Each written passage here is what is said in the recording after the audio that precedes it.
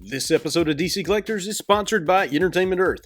Entertainment Earth is a pioneer in the collectibles and toy industry, offering unparalleled expertise and an ever-expanding selection of tens of thousands of licensed products, ranging from popular toy and gift items to high-end limited edition pieces and hard-to-find collectibles.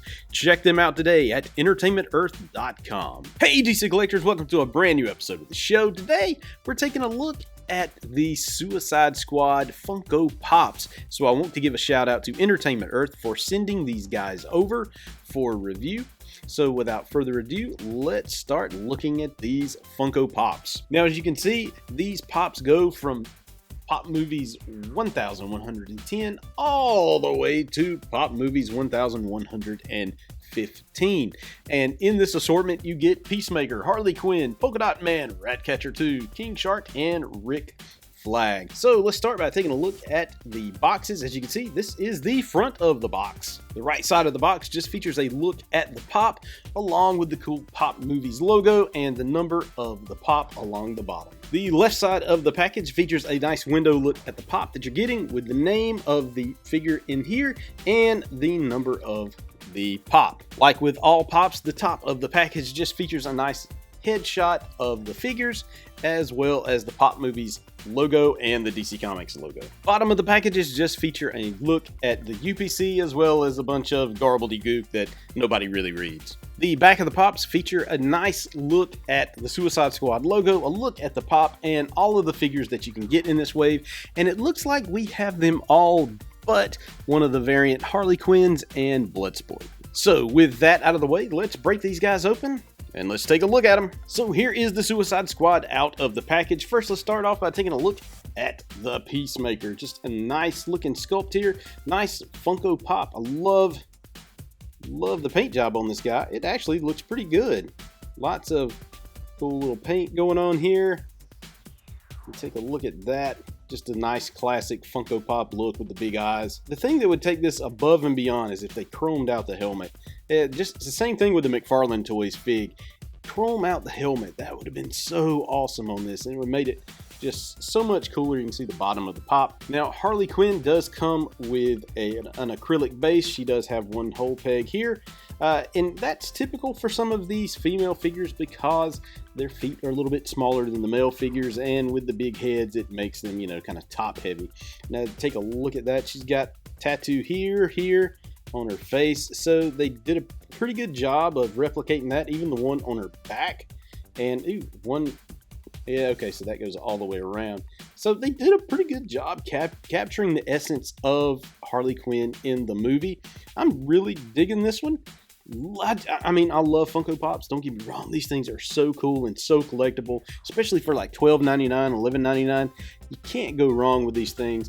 And when they do include bases like this, you can see it does have the one peg and the foot has a hole here. It just goes to show you that they do care what the fans think and what the fans want. Polka-Dot Man is pretty cool looking. I love the way they have kind of replicated his superpower move here. I don't like the fact that he's on one knee. It does make him a little bit hard to stand. If you don't watch it, he does tend to flip down like this, and that's happened to me a couple of times. Looks like that's some sort of, it's not translucent, but like a shiny plastic that they went with for the goggles. So that is pretty nice. Overall, the sculpting on this guy is spot on. Funko does a great job just capturing this in a fun kitty sort of look. I'm loving this. I'm loving this figure. This might be, so far, this is my favorite of the two that we've looked at, of the three that we've looked at so far. Again, Ratcatcher 2 also comes with the acrylic base. You can see she has a peg hole here. And of course, she's got a cute little rat in her hand. Now, I'm curious. I wonder why they went with the mask version, because in the movie, she went without the mask most of the time. So, kind of makes you wonder why they did that. I guess just to break up the monotony of just, faces and they went with the mask. I'm cool with it because the mask does look really cool. Look at all the detail on the sculpt here. They went above and beyond with some of this stuff, and just look at the paint that they put on it. I mean, they do a great job painting these things.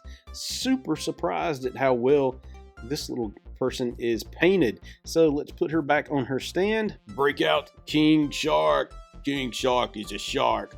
Now, so far, none of these have movable arms or legs. Sometimes, you know, Funko will add a removable or a movable piece, but none on these so far.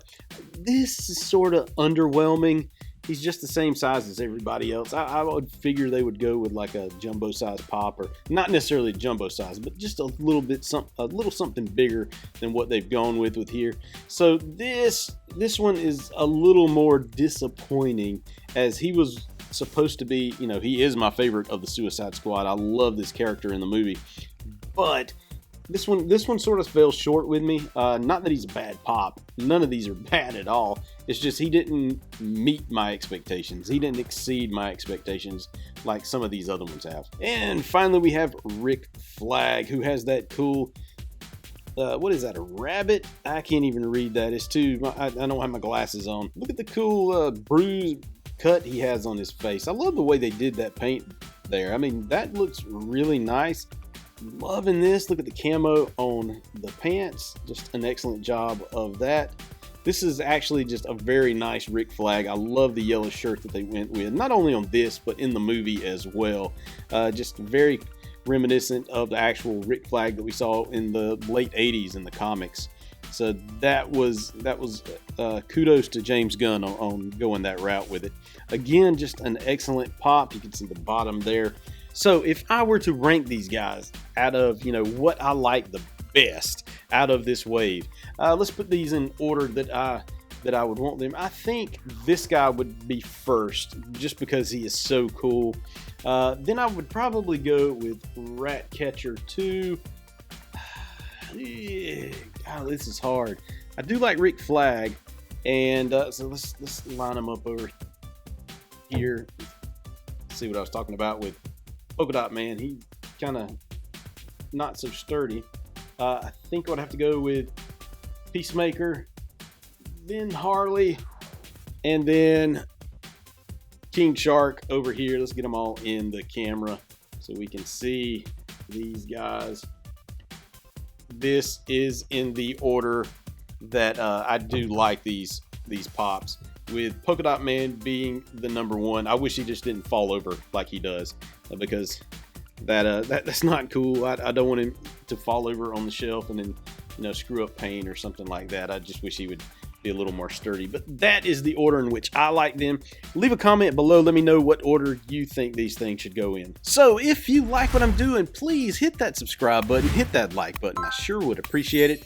You can find me on DCCollectors.com each and every day. You can also check me out on social media at DC Collectors on Facebook, Instagram, Twitter, LinkedIn. Again, I want to thank the sponsors Entertainment Earth for this video and sending these guys over for review. If you want to help support this channel, check out the description below for a link to order each of these Funko Pops. Okay, folks, that is it for this episode.